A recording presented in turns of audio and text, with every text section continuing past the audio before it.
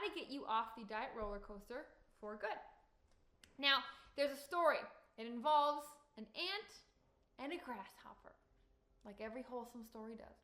So there's this beautiful field full of grass, and one day, one hot summer's day, an ant is scrounging around, running around, putting food in his nest. He's going out, working hard, picking up food, bringing it all the way back, stocking up his nest. And as he goes back and forth, finding food, back and forth between the food and his nest, he passes this grasshopper. And this grasshopper, it's his friend. He's hanging out and he's kind of just sunbathing. He's enjoying the warm weather. And as the ant passes this grasshopper, the grasshopper says, "Hey, ant, why don't you take a break? Why don't you come enjoy the sun with me? Just take a break. You know, winter's not coming for a while. Just enjoy." And the ant says, "Nope, I can't. I gotta prepare now. I can do the sun tomorrow." And you know, days and days pass by like this, where the ant's still preparing food, finding what it can, and the grasshopper is just enjoying the present moment, enjoying the sunshine, not worrying about the future. And then, you know, the warm months turned cool, the cool months turned cold, and there the grasshopper is. He has no food. He's not prepared. So he goes over to the ant's house and he says, "Ant, please, do you have some food to spare? I'm out. I have nothing. I'm not prepared." And the ant says, "Well, no, grasshopper, I don't. I told you should have been prepared. And now you have to deal with the consequences." And so the cold grasshopper starves. You see, winter always comes. Winter always comes, even when it feels like it won't, even when it feels like it's far away. It always comes. And see, the ant knew this, and the ant was prepared. So the ant, when winter came, he could enjoy. He didn't have to stress. He was ready. He was prepared. But the grasshopper chose to get those feelings immediately in the present, and he sacrificed those feelings in the future. And it was his downfall, a big downfall. And this story resonates so closely with me because I remember when I would try to lose weight and I would actually get on a roll, like I'd lose 5 pounds, 10 pounds, 15 pounds, 20 pounds, and I was feeling good, I would almost get cocky. Like I'd forget that I had failed and falled off so many times, and I'd forget that I had all these old bad habits that always creep up, and I forgot how quickly things can change and temptation can take over and one bite can turn into 10 bites. Like I just forget for some reason, like all the struggles that I had because I was seeing so much results and I was feeling so good, and I would be cocky. And so I would, let's say I was losing weight because I had a vacation coming up, a family vacation coming up. I would lose weight for the vacation. But then as soon as I went to the vacation and I had the all-you-can-eat buffet, well, guess what? By the time I was back from vacation, I had gained all the weight back that I had lost for vacation. Or I had one of my friends' weddings coming up, and I would lose the weight to look good in the wedding pictures, and I could do it. And then all of a sudden, you know, that night when the dessert came out, I would go crazy. And then within a couple weeks, again, I gained all the weight back. Or I'd go out to a restaurant, and that would be my trigger. I'd order, you know, an appetizer, an entree, desserts, and drinks. And it would throw me off, throw me into a spiral, and I would gain the weight back. And so there seemed to be this trend of when I was on a weight loss roll, I'd get cocky and I'd let my guard down. And I forgot that winter is coming, that temptation is always there, and that something is going to test me, and it's only a matter of when. And if I'm not prepared for when that happens, I'm going to fail that test. And that is what happened. Again and again and again, I failed every test that was thrown at me because I forgot that there's going to be a test. I thought that I passed the test by getting started and seeing some results. I forgot that that wasn't the test at all. That was where I should have been studying for the test. But the good news is, going forward, you're going to be tested as well. But I don't expect you to ace your tests. I don't expect you in the face of temptation to say, "No, never again. I never want to eat pizza and donuts again." Like, first of all, that sounds like a horrible life. I don't want to live in a world where I can't enjoy my donuts and pizza and cookies. Cookies are my downfall. But not only do you not have to ace the test, I'm only like expecting like a C plus, B minus. Just be better. I call it being 1% better than you were last time. If, dinner and drinks with the girlfriends, if that's what throws you off, just remember the last time you had drinks with them and be 1% better than that time.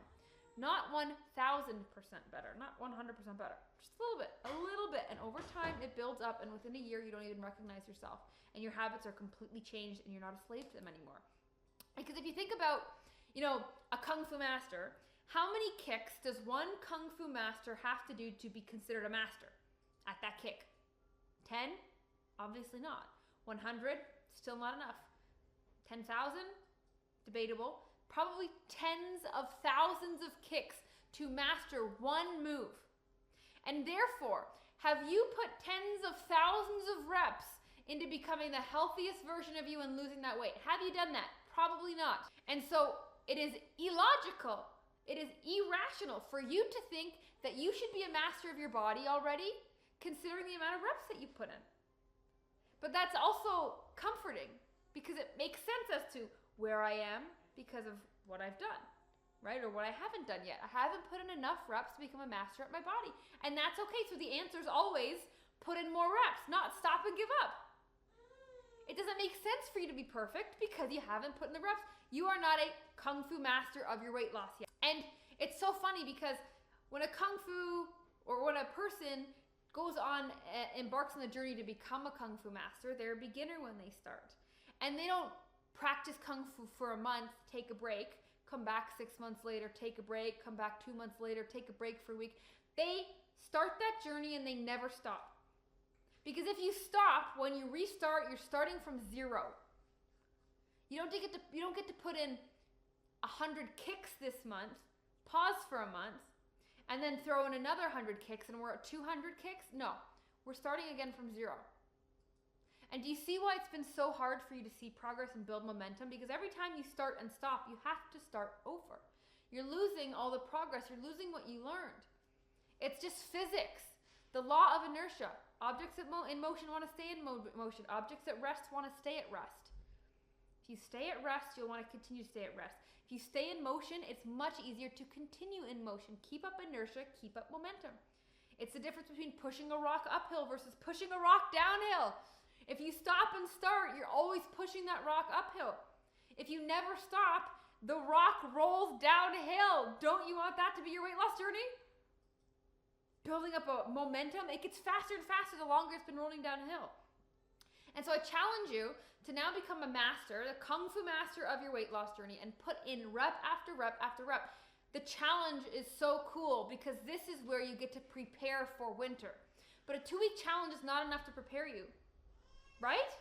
Especially if we're trying to become a master.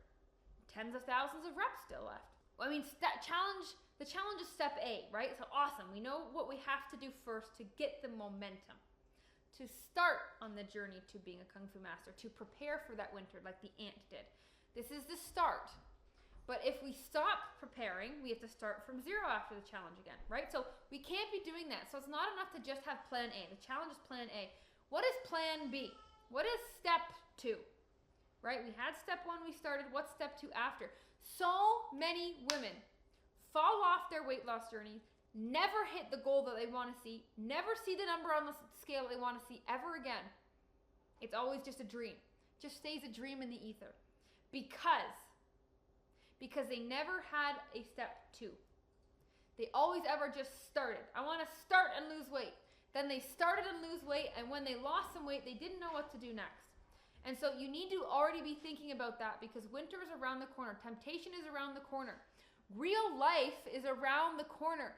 It doesn't matter how good you are and how easy it is and how much weight you can lose when you just take time and focus on it when it's convenient.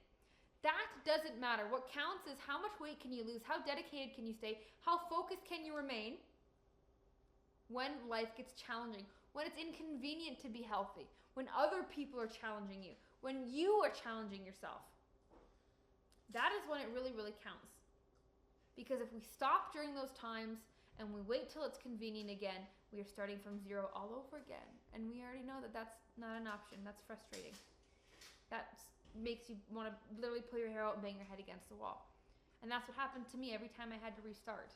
I was starting from zero. It almost felt like I was starting backwards, actually, because I always seemed to gain even more weight after I stopped the diet because it was so restrictive and I couldn't eat the foods that I want. It was basically like, to lose weight, you can't have any fun, apparently, right? That's how I used to think. Not anymore. But I'd lose 20 pounds and I'd gain 30 back. And I'd be it's like I'm reversing any progress and then even putting myself in a worse position. And so we have to realize that winter is coming. Do not get cocky. Prepare for winter. Realize that that means practicing real life. This reminds me of a story of one of our one-on-one clients, Jenna. Jenna came to us not happy, not fitting into her clothes, getting really tired. You know, she could be really healthy, she could be pretty consistent, but when she ever got stressed out, whether at work or with her family, that would be her trigger, and she kind of overeat there. And so she had trouble being consistent through the hard times. She could be good when life was pretty easy, but when it got challenging, when the kids got sick, when husband went on a work trip, you know, she really struggled to be consistent. And so we sat down, we built out this plan that was doable no matter what was going on. But we also practiced what it would be like in real life. We threw her into real life. How do you handle a restaurant? How do you handle a family gathering? How do you handle a holiday? We even got her going on vacation, and she said she never thought about her body once. It was so beautiful. She was able to wear a tight-fitting dress. She didn't have to pull at it, feel uncomfortable in it. She didn't think about how she looked. She didn't worry if people were taking pictures since she didn't have to pose. She just enjoyed the moment, enjoyed her dress, and enjoyed her body. And that's what you're going to get if you embrace this process. And if you remember to prepare for winter, doesn't matter how good you can be when life is easy. What are you doing to prepare yourself today for winter?